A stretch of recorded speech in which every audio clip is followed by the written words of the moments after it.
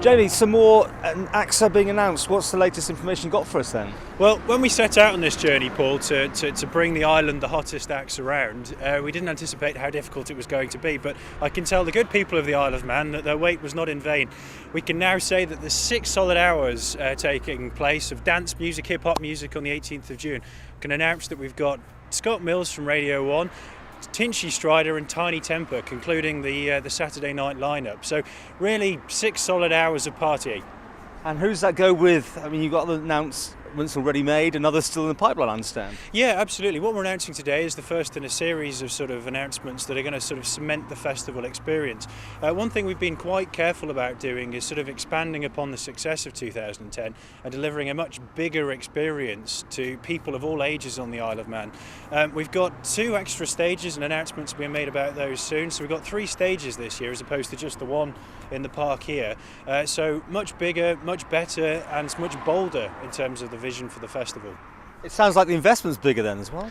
Well, yeah, absolutely. I mean, certainly in terms of the time, the energy, it's the same. But what we are committed to doing is developing the festival year on year.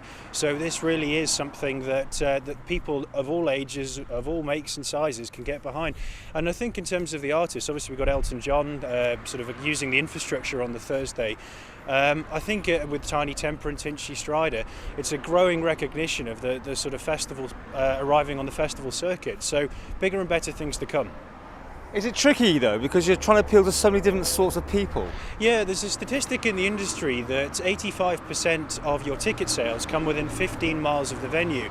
So obviously that on the Isle of Man of a population of 80,000, that is a tricky sort of demographic to work with. But what we're doing this year, as I say, it's a much bigger, much better experience. And with the sort of second and third stage, we really are bringing all shapes and sizes of music to the festival.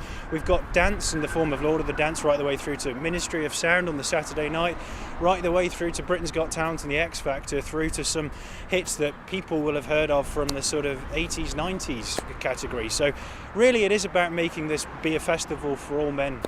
Are you finding though, because you can't announce everything up front so far in advance, that people do hold back, wanting to know what is going to happen really? Yeah, understandably so. It is a very frustrating experience and I wouldn't recommend it to anyone with a weak heart.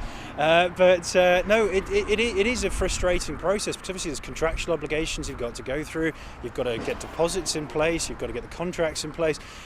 So it is a challenging exercise, but when you're sort of on that stage and you're seeing sort of like with Britain's Got Talent, 8,000 people bopping, it just makes it all worthwhile really. And with Tinie Tempah, what the atmosphere is going to be like there is going to be electric. I mean, thousands of people bopping around the stage.